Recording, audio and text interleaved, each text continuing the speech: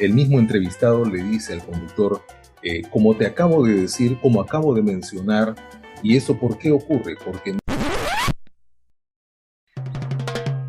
Que ese silencio incómodo se convierta en un pretexto para conversar y aprender más sobre el mundo de la radio. Aquí comienza El Bache. Hablemos de radio. Hola, ¿qué tal? Bienvenidos a un programa más de El Bache, Hablemos de radio. Y en el episodio de hoy vamos a conversar sobre la redacción y la locución informativa. Ahora, para entrar en contexto, tenemos que identificar que todo medio de comunicación tiene distintas funciones. Puede ser la de informar, puede ser la de entretener, puede ser la de educar, por ejemplo, entre algunas otras que también podrían definir, o algunos académicos pueden definir también, o la propia UNESCO, como con fines comerciales, de publicitarios, por ejemplo. Pero un medio de comunicación puede ejercerlo una sola función o más de una. Cada medio o cada empresa de comunicación tiene la legítima elección.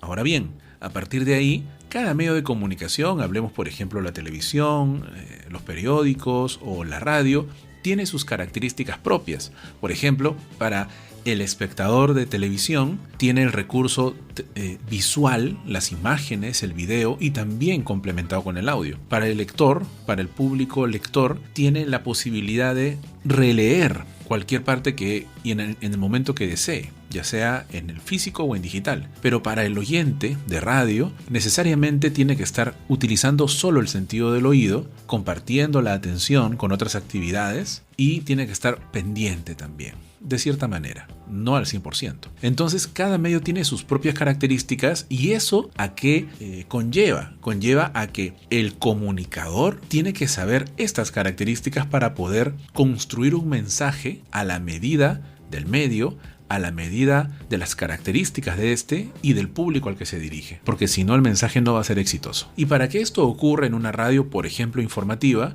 hay dos roles muy importantes, claves, para que el mensaje sea exitoso. Exitoso en el sentido que la construcción de tu mensaje, de lo que dices o de lo que escribes, tendría que ser necesariamente eficiente en, si tú dices A, que el oyente entienda A. Eso es lo básico. Entonces hay dos cargos muy importantes, el del redactor y el del locutor. Por un lado, el redactor es un comunicador de formación, tiene que conocer toda la información y también tiene que plasmarla de una manera tal que sea de fácil comprensión y retención para el oyente. Recordemos, solamente se recibe el mensaje por el oído. Ojo con ello. Por otro lado, el locutor tiene que ejecutar e interpretar de una forma muy precisa ese texto y sin errores, para no distraer, para no generar ruidos en la comunicación. Entonces, ambos puestos, ambas funciones, a veces ejercidas por una misma persona, están relacionadas. Por lo general, quien locuta no es el redactor. Entonces, el redactor es, en otras palabras, quien tiene que escribir pensando en que el locutor lo va a decodificar de manera correcta y sin equivocaciones. El redactor tiene que trabajar para el locutor. Entendemos que el contenido debería estar libre de ambigüedades o de elementos que dificulten la pronunciación del locutor. El locutor también tiene su técnica, tiene sus buenas costumbres, sus buenos hábitos para poder plasmar oralmente lo que está redactado. Cuando hablamos de redacción y locución informativa, no cabe duda que es fundamental la credibilidad y la seriedad del programa o del mismo medio, ¿no? Está en tela de juicio. Siempre hay que construir éticamente la credibilidad y la seriedad de un programa o del medio de comunicación. Entonces, de aquí surgen algunas preguntas. ¿Redactar para un medio escrito será suficiente para redactar para radio? ¿Es lo mismo redactar para un periódico que para un programa radial? Por otro lado, en este ajetreado ritmo de trabajo de una radio informativa, ¿los errores de locución son comunes y justificados? ¿Es una labor tal vez netamente empírica o necesita de una formación? ¿Es clave la formación? Estas y más interrogantes respondemos junto a nuestro invitado de este episodio de El Bache. Él es un hombre de radio por décadas, conductor de formato musical en la época dorada peruana. Desde hace varios años se destaca como redactor y locutor informativo en la radio más importante, RPP Noticias, aquí en el Perú. Y hoy en El Bache tenemos como invitado a Carlos Montalvo. Bienvenido, Carlos. Muchísimas gracias por la invitación y contento de poder compartir con ustedes, con los seguidores y reencontrarnos también, porque hemos trabajado juntos hace algún tiempo y de verdad me da muchísimo gusto estar con ustedes. Muchas gracias, Carlos. Carlos, en la actualidad, muchas instituciones educativas, superiores, universitarias, tienen en sus mallas curriculares estos cursos que primero tienen un acercamiento a la televisión, por ejemplo, también a la prensa escrita, y en cada uno de estos medios existe una forma de escribir para la televisión, de escribir para la prensa escrita, para los portales web. Pero cuando nos habrá pasado, porque tú también eres docente universitario desde hace muchos años, cuando recibimos a estos estudiantes que ya han aprendido a escribir para televisión, que ya han aprendido a escribir para prensa, pero queremos enseñarles a escribir para radio, que es un medio particular, con ciertas características para transmitir la información o el mensaje, existe cierta dificultad o paradigma, ¿no? Como que ya están programados para de cierta manera, y es todo un reto, pero un bonito reto, formarlos para escribir para radio, que es algo distinto, pero también refrescante cuando lo logran hacer.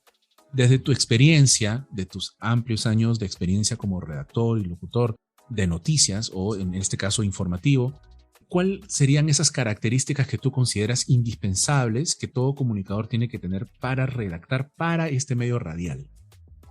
Claro.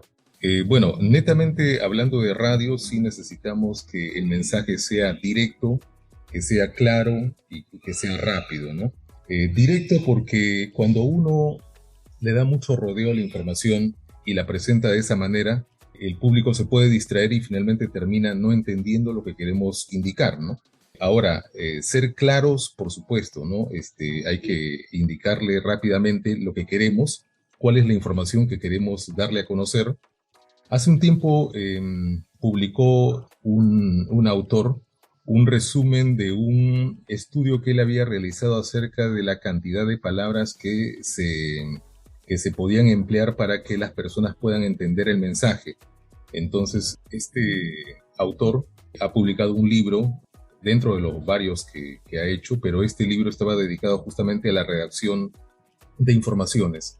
Y él decía pues que a menor cantidad de palabras, mayor es el entendimiento del público, ¿no? Y eso es lo que también aplicamos en la radio, ¿no? Si es que lanzamos una información, vamos a emplear la menor cantidad de palabras posibles para que el oyente entienda y no confunda la información que le queremos dar a conocer, ¿no? Y también el oyente, la persona que sigue las informaciones o las transmisiones por radio, está acostumbrado a que quiere la información de inmediato, ¿no? Sin rodeos, y eso es lo que se hace en radio. Ahora, esa es una de las características que tenemos dentro de radio, de lanzar la información rápida, inmediata y clara, ¿no? Eso es lo que podría comentar con respecto al manejo de las informaciones en radio.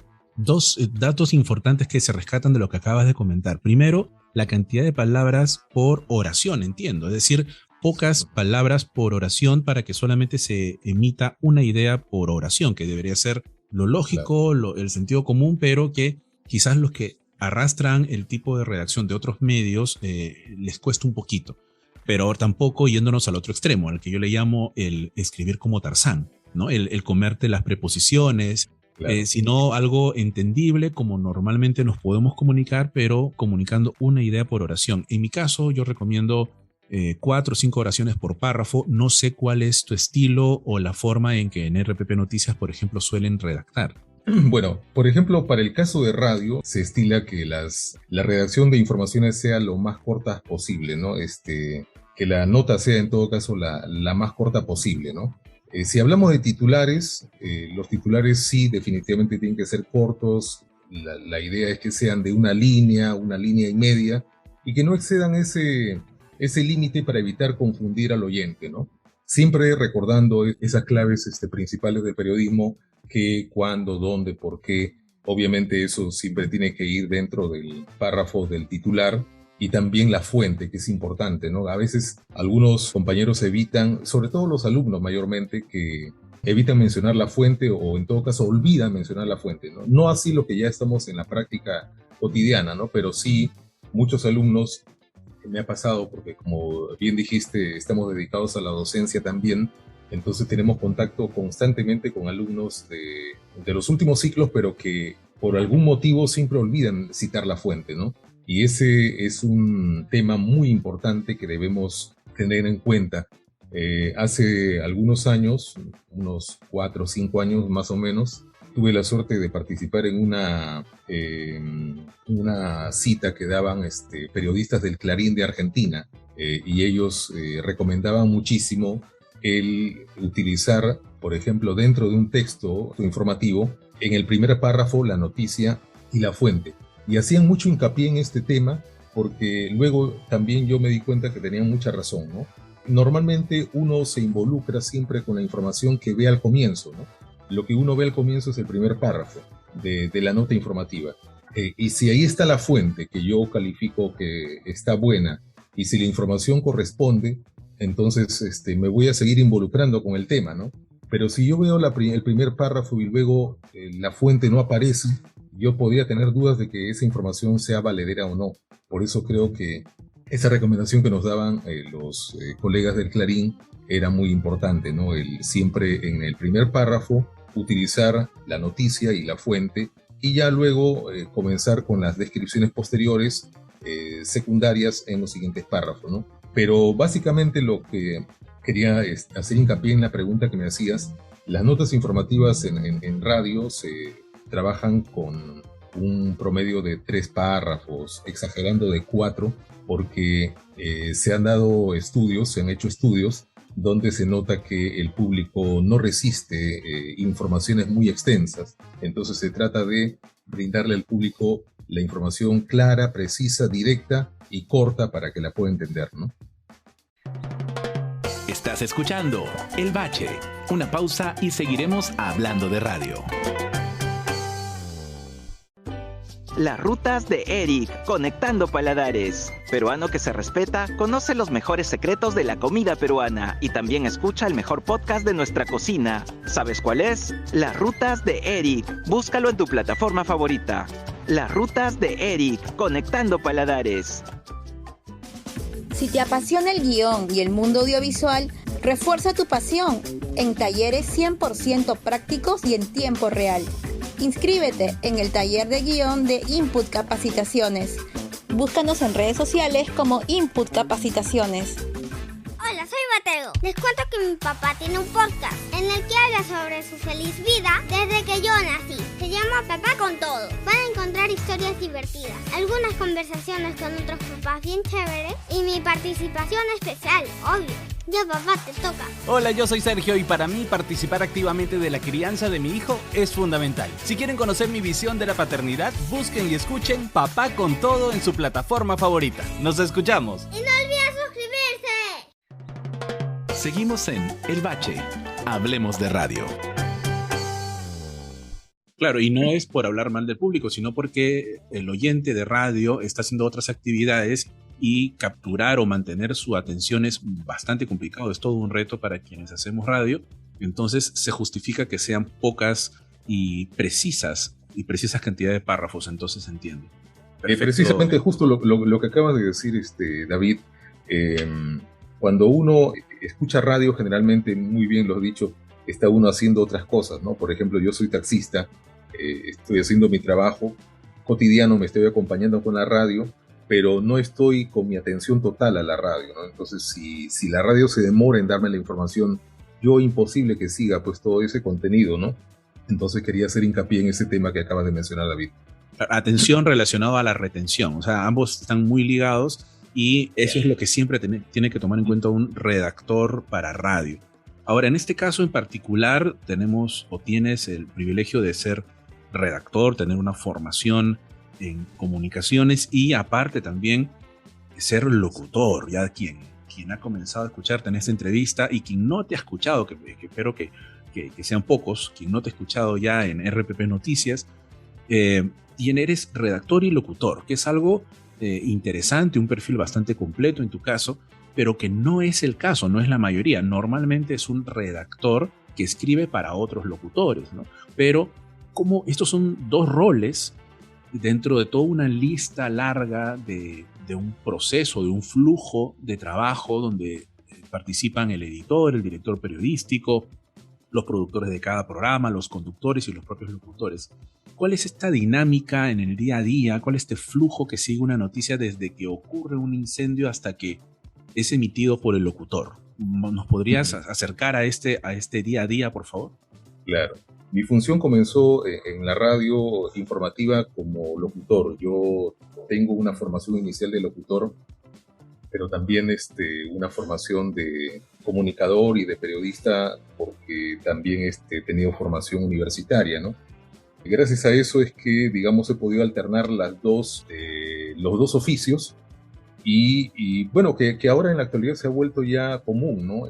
Hace unos 4 o 5 años atrás, todavía había diferencias entre lo que hacía el redactor y lo que hacía el locutor. Como bien dices, David, el redactor preparaba la información para que el locutor la lea, ¿no? Entonces, ahí también había un choque, porque a veces el locutor revisaba el texto y de repente a él le parecía que debía suprimir alguna palabra, algún artículo, etcétera, y entonces se generaba un choque entre el redactor y el locutor, ¿no? Pero eso cambió un poco y también de acuerdo a las circunstancias, porque en el tiempo, por ejemplo, en Argentina existe un término que todavía no usamos acá, pero seguro que en algún momento lo vamos a emplear, que es el informativista. El informativista es en realidad un locutor y también redactor a la vez, ¿no? Que es lo que ahora hacemos. Yo voy a hablar básicamente de RPP porque es lo que yo conozco netamente, pero me he dado cuenta también de que eso también se está copiando o se está adaptando en otras emisoras, ¿no? El informativista es una persona que está especializada en redactar informaciones, pero que también tiene la capacidad de poder leerlas, de poder transmitirlas. Y eso es lo que actualmente hacemos en RPP. Entonces eso hace que el trabajo de uno sea más completo, porque yo ya redacto la información que luego voy a transmitir con mis propias palabras, y si hubiera alguna corrección que hacer, la voy a hacer previamente antes de lanzarla al aire, ¿no? Ahora, tú me decías cómo es el proceso de tomar una información y luego transmitirla, ¿no? Acá, como bien dijiste, hay un equipo que trabaja en conjunto, ¿no? Está el editor, están los redactores, están los reporteros, que son quienes van a la calle y transmiten la información. Entonces el reportero llega al lugar de los hechos, transmite la información, el redactor que está en la base toma esa información, digamos que la redacta adecuadamente para luego transmitirla al público, ¿no? Porque recordemos que el reportero, cuando llega al lugar de los hechos, tiene pues todo una cantidad de público alrededor que a veces quizá no tiene la calma para poder, ubicar la información adecuadamente, colocarla en el espacio correspondiente. Entonces la lanza a veces con algunos errores y quizás también con algunas interferencias, ¿no? Porque a veces el público está alrededor, están haciendo bulla, no dejan que uno se concentre adecuadamente, pero ya el redactor en la base, con la calma que tiene y con el espacio también que le da el haber tenido esa información, ya la puede armar mejor y presentarla mejor al público, ¿no? Es un primer tamiz, ¿no? Es como que lo filtra primero el reportero y el redactor hace un tamizado y deja lo más puntual. Pero acá has soltado una palabra interesante, ¿no? Con calma. ¿Realmente tiene calma un redactor cuando temprano o a cualquier hora de un noticiero, a cada hora, en este caso en RPP Noticias, cuando se hace un resumen? ¿Es la calma real? No te podría decir que es una calma 100%, ¿no? Como la que podríamos tener en este momento nosotros que estamos conversando, ¿no? Obviamente como le dicen, la adrenalina fluye, el momento en que esa información está llegando, pero en todo caso siempre tendrá un poco más de ventaja el redactor que está en la base con relación al reportero que está en el lugar de los hechos y que está pues con 40 personas alrededor, ¿no? Supongamos, como bien dijiste el ejemplo, un incendio. En un incendio tenemos alrededor a los bomberos, tenemos a las personas involucradas del lugar que se está incendiando, tenemos a los reporteros de otros medios de comunicación, tenemos al público que siempre está de curioso ahí, tenemos al serenazgo, a la policía que llegan.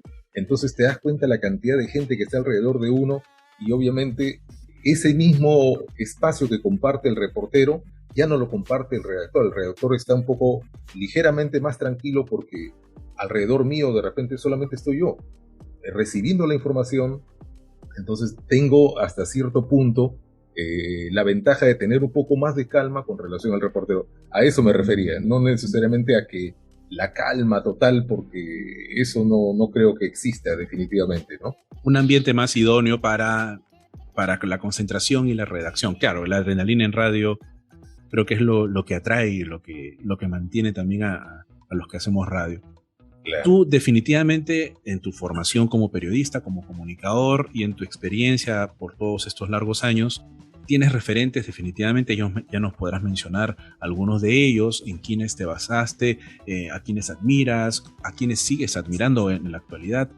Y tú también te has vuelto un referente para redactores, para periodistas y para locutores, porque tu timbre de voz es característico, ya lo relacionamos además con una radio informativa, la radio líder a nivel nacional, RPP Noticias, y acabas de adelantar hace un momento este perfil o rasgos que debe tener un locutor de noticias, el informativista, trayendo este término argentino, que coincide en algo, también te cuento, con la labor que se está realizando hace más de 10 años también en CRP Radios, que si bien tiene emisoras de formato musical, también incluyen en 2 de ellas un micronoticiero, ¿no? Tiene un área de prensa que tiene un micronoticiero que también forma o tiene en sus filas profesionales con un perfil bastante completo, que son redactores, que son locutores, que son editores, ¿no? Y en ese sentido creo que se dirige entonces el comunicador o el radialista actual, y que toda institución educativa debe seguir formando, ¿no? Debe apuntar a ese perfil. ¿Le falta algo? ¿Qué rasgo o qué habilidad blanda a lo mejor identificas en ti que has tenido que aprender o reforzar para poder ser el profesional que eres en la actualidad? Claro, uno nunca termina de aprender, ¿no? Nosotros, como bien tú también, David, estás en aula, sabes que en algún momento a veces hay alumnos que nos sorprenden y terminamos tomando ese conocimiento del alumno para nosotros también, ¿no? Los de mi edad, nosotros hemos tenido que ir aprendiendo en el tiempo también a manejar situaciones, a manejar tecnología, ¿no? Que es lo que manejan bastante ahora los alumnos. Entonces, por eso es que yo creo que en cada encuentro que hay con los alumnos, no necesariamente nosotros somos los que damos la cátedra. A veces sorprende que un alumno termine teniendo conocimientos que a nosotros finalmente también nos sirven para una posterior clase, ¿no? Más adelante. Pero a lo que iba, yo, por ejemplo, dentro de mi actividad, que si bien es cierto, yo me dedico básicamente a la redacción y a la locución, y en algunos casos también he tenido la suerte de cubrir información como reportero, pero yo podría decir que mi falencia ha sido más en el tema de las entrevistas. Los temas políticos sobre todo son muy cambiantes, ¿no? Por ejemplo, lo que dijo un político hoy, de repente mañana lo cambia. Por ejemplo, ¿no? Un congresista dijo algo en la mañana y en la tarde se tuvo que retractar. Entonces, esas situaciones son cambiantes y hay que estarlas siguiendo constantemente, monitorearlas para saber si hubo un cambio o no con relación a lo que se dijo en la mañana por parte del mismo personaje, lo que en la tarde puede él haber, o en la tarde o en la noche puede haber dicho otra cosa sobre ese mismo tema, ¿no? Entonces, quizás por eso es que yo no tengo mucha confianza en los políticos. Yo prefiero temas más, creo yo que son más impactantes, como el tema de la salud, como el tema del medio ambiente, que finalmente no le damos mucha importancia, pero recordemos que el medio ambiente es importante porque con eso estamos preservando nuestra única casa, nuestro planeta, ¿no? Pero a veces no le damos la importancia debida y nos abocamos a temas más de dimes y diretes de los políticos que finalmente después terminan cambiando, ¿no? Quizás por eso han hecho que no me involucre mucho en política, y entonces ahí quizás yo tengo esa falencia que a veces es necesaria para todos los comunicadores para poder tener más recursos para realizar mejores entrevistas. O es una sana elección también para dormir tranquilo y no estar tan estresado ni angustiado también en el día a día, ¿no? Es válido. Estimado Carlos, Ya para ir cerrando esta conversación que ha estado muy interesante, te cuento que en los distintos episodios de El Bache, Hablemos de Radio, hemos recibido a, por ejemplo, Coqui Salgado, de la radio comercial, de la hora Lonchecito. A cada uno de nuestros invitados les pedimos un consejo final. Por ejemplo, Coqui rescataba algo que le dijo su señor padre, don Wilmer Salgado, el tema de que ser auténtico cuando se prende el micrófono, ¿no? En el tema de compartir, de conectar con el público. En el caso de Blanca Ramírez, también que la tuvimos como invitada, nos habló sobre ser versátil y ser innovador, no copiar. Carlos Montalvo, ¿qué podría complementar, qué podría aportar para todos los estudiantes, los radioaficionados y público en general que escuchan y siguen El Bache? Todo lo que acabas de mencionar, yo también concuerdo perfectamente con cada uno de los colegas que has mencionado. No por algo tienen trayectoria, experiencia, y eso es invalorable, ¿no? La experiencia. A veces alguien puede tener muy buena formación, pero como que cojea en el tema de la experiencia, ¿no? Para mencionar un detalle, yo le agregaría también escuchar a los demás, ¿no? A veces, por ejemplo, cuando nosotros hacemos una entrevista, no escuchamos a la persona con la cual estamos conversando. El mismo entrevistado le dice al conductor, como te acabo de decir, como acabo de mencionar, ¿y eso por qué ocurre? Porque no estamos siguiendo al entrevistado, ¿no? A veces, de repente, nosotros alistamos unas 5 o 6 preguntas y estamos dejando que fluya la entrevista y estamos pensando en que voy a preguntar esto y voy a preguntar lo otro y no estamos escuchando al entrevistado. Por eso habría que agregarle el tema de saber escuchar a la persona con la que estamos conversando, ¿no? Eso creo yo, me incluyo dentro de las personas que a veces han caído en esa falencia, porque me ha pasado también cuando he tenido que hacer entrevistas, a veces por concentrarme en la pregunta que tenía que hacer, dejaba de escuchar un momento al entrevistado y luego ya me perdía en la hilación, ¿no? Perfecto. Aparte también eso refleja que una entrevista es una conversación ante todo, ¿no? Y el ser interlocutor implica que no solamente el respeto, sino también el estar conectado con la otra persona en el tema de la escucha. No solamente es hablar, sino escuchar. Y también de qué mejor manera o qué más importante en un medio sonoro o auditivo como la radio.